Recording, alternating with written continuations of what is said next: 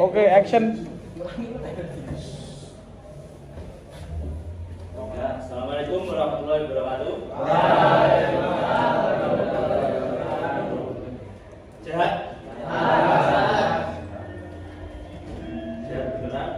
Atau ada kesalahan?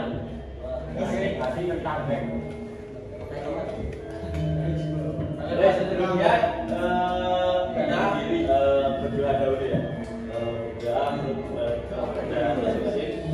Berdoa dipersilakan. Selesai. Sebelum ke materi, sebaiknya kita untuk mindfulness dulu, merefleksikan kita agar pembelajaran ini, kegiatan ini, kegiatan ini rileks, gitu ya, dapat berjalan dengan santai. Oke, mindfulness ini kalian rileks, santai saja, nggak usah merem. Kalau ini nggak usah merem.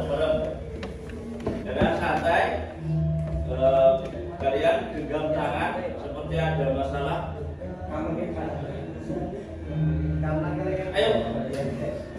Ayo, kilo genggam, diculik.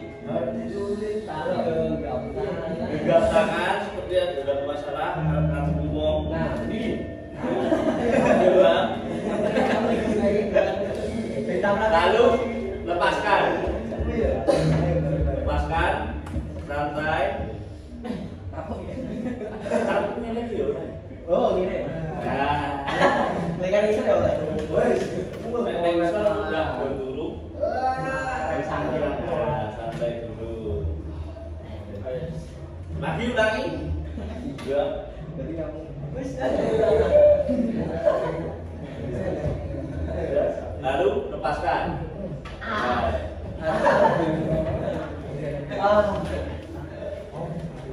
oke.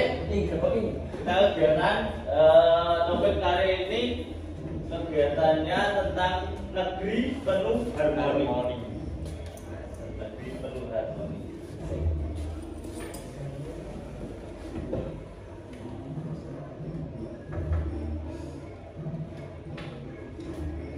Yang pertama, kita jadi keberagaman apa yang kamu temui di lingkungan keluarga atau pertemananmu?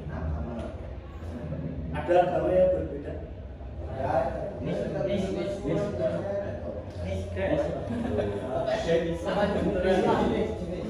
Mana ada yang jenisnya berbeda? Gaya. Ini jenisnya di kelas aja, di kelas. Warna kulit. Oke, warna kulit. Tinggi. Rambut. Dari suku. Sama semua. Suku bahkan. Ada. Yang kedua, menurutmu apakah keberagaman tersebut merupakan kekuatan atau ancaman? Keberagaman itu akan menjadi satu, menjadi kekuatan atau menjadi saling tonjok-tonjokan? Dakui.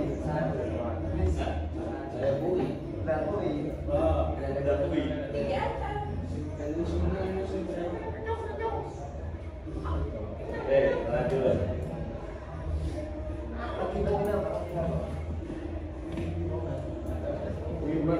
Masuk ke permainan aja. Kita sudah dibagi kelompok ya. Berapa? 4 kelompok. Nanti bukan cetai.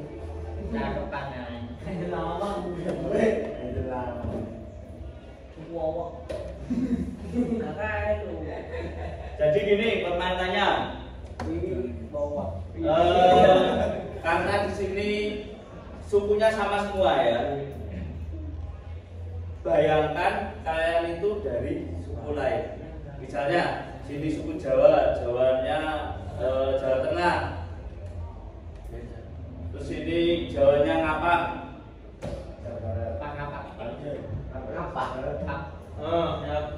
Sana Ya. Bisa nggak bahasa apa? Beneran bisa nggak?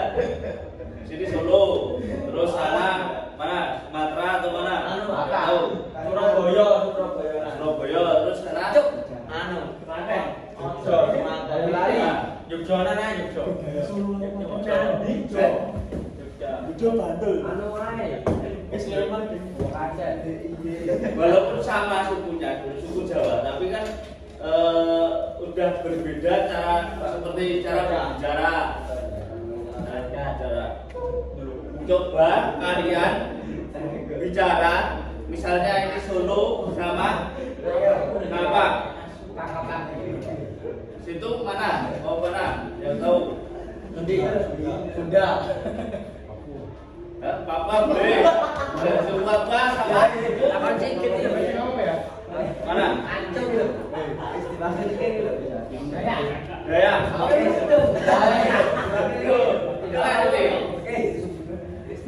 Sekarang saya persilahkan. Oke ya, sini kelompok sini ngobrol sama sini. Sini pakai bahasa apa?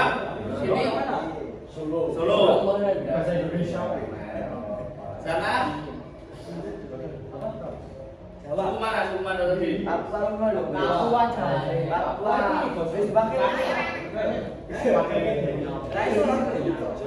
Sunda.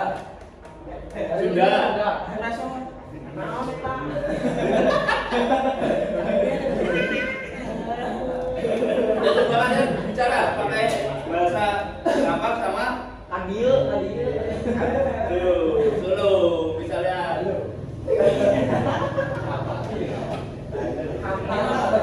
Gampang.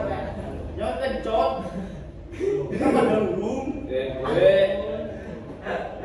Salah naon sih? Bisa nggak?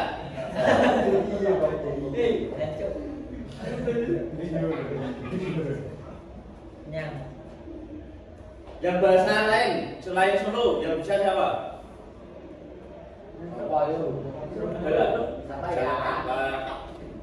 Batak.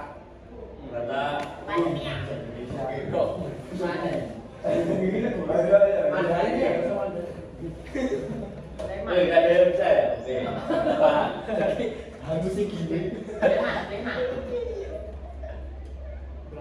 Maju gondo no ya, maju gondo.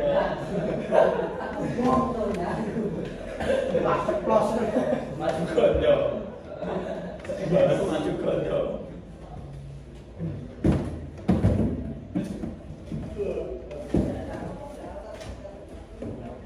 Oke, maksud dari tadi apa namanya beda-beda suku, beda-beda cara bicara, itu kalian kalau tidak mempunyai toleransi atau mungkin tidak menghargai, mungkin bisa ada salah paham.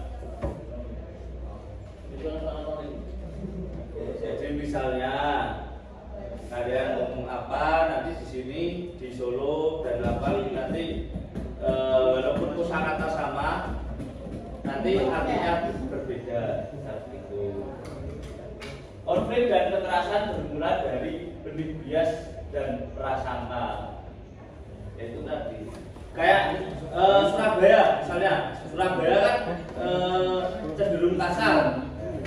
Mungkin kalau di sini kayak orang marah-marah gitu, Iya. itu bisa menimbulkan konflik atau prasangka yang buruk, bisa menimbulkan benih-benih kebencian, prasangka bias jika dibiarkan akan tumbuh. Jadi intinya kita harus bertoleransi, kita harus menghargai suku sesama menghargai perbedaan suku tersebut.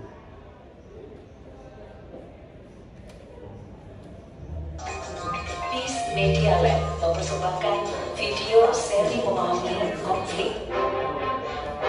Bagaimana konflik kekerasan terjadi? 1 tahun setelah reformasi awal tahun 1999, masyarakat Indonesia dikejutkan oleh konflik kekerasan komunal bernuansa nuansa agama dan etnis.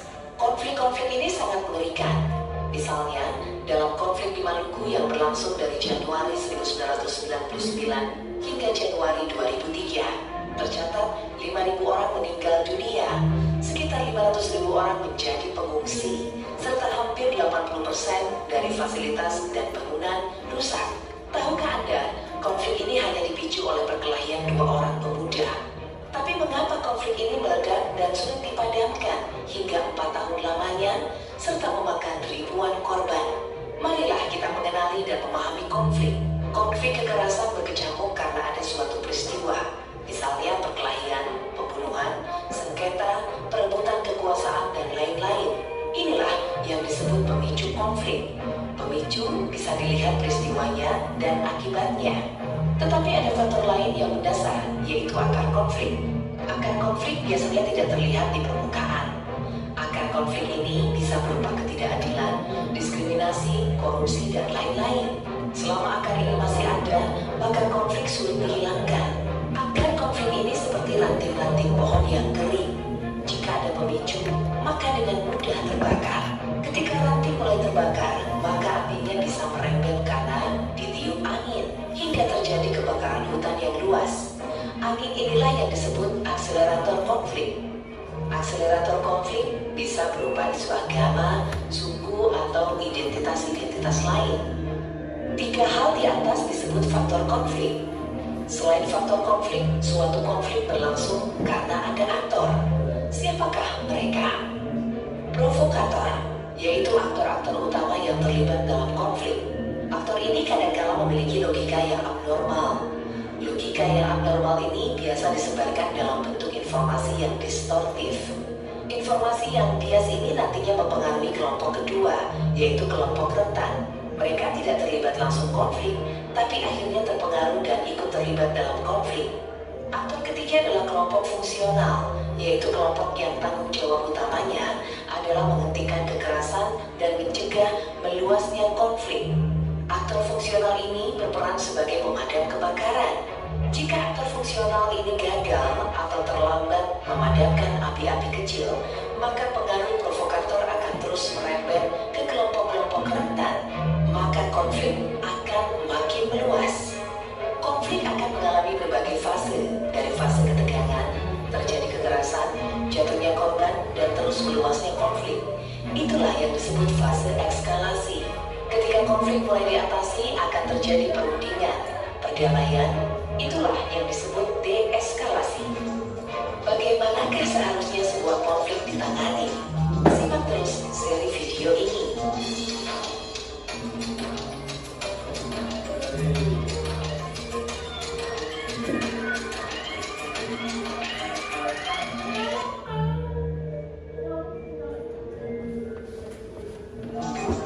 Peace Media Lab mempersembahkan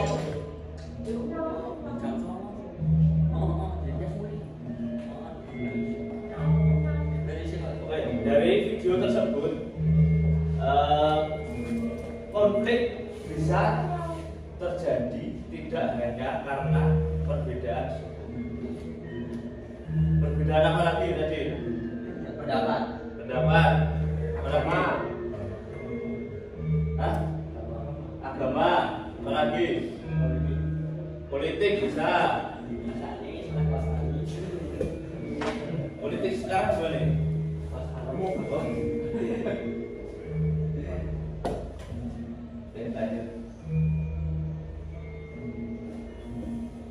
Makna toleransi, intoleransi, dan ekstremisme. Toleransi adalah sikap saling menghormati, saling menerima, dan saling menghargai di tengah keragaman budaya dan karakter manusia. Setiap perbuatan kekerasan dalam bentuk perbedaan, pengecualian, pembatasan, atau pemilihan berdasarkan suku, etnis, agama, kepercayaan, ras, warna kulit, usia, status ekonomi sosial, kebangsaan, jenis kelamin, dan atau kemampuan intelektual, mental, sensoristik, dan serta fisik. Ekstremisme berbasis kekerasan yang mengarah pada terorisme adalah keyakinan dan atau tindakan yang menggunakan cara kekerasan atau ancaman kekerasan ekstrim dengan tujuan mendukung atau melakukan aksi terorisme.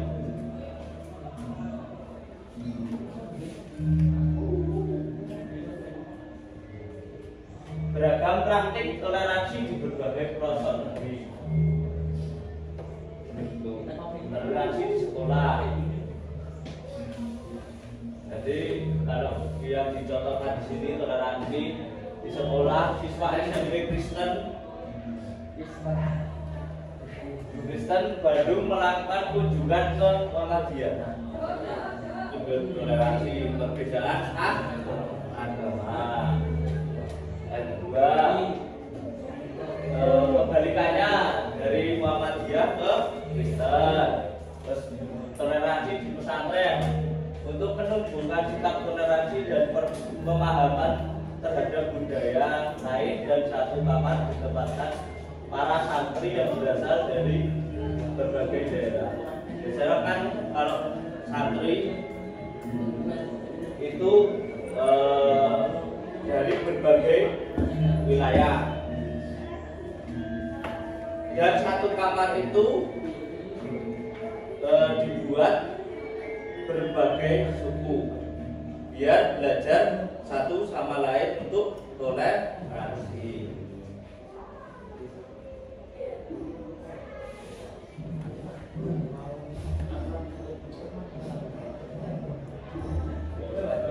Nah, ini juga ini berbeda-beda, tetap soto dua. Ada yang tahu satu itu soto mana? Dua soto mana?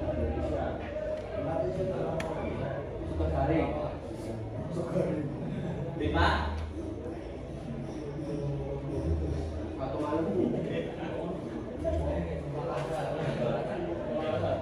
Tuh, bisakah Anda menyebutkan dari mana asal soto di samping itu?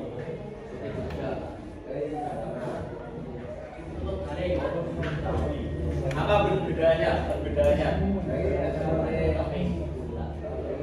Isiannya kalau isian dan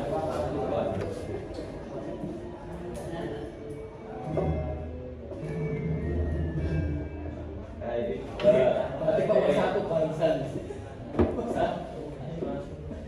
tapi juga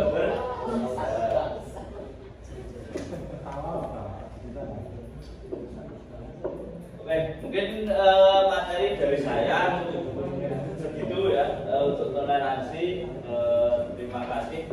Assalamualaikum warahmatullahi wabarakatuh.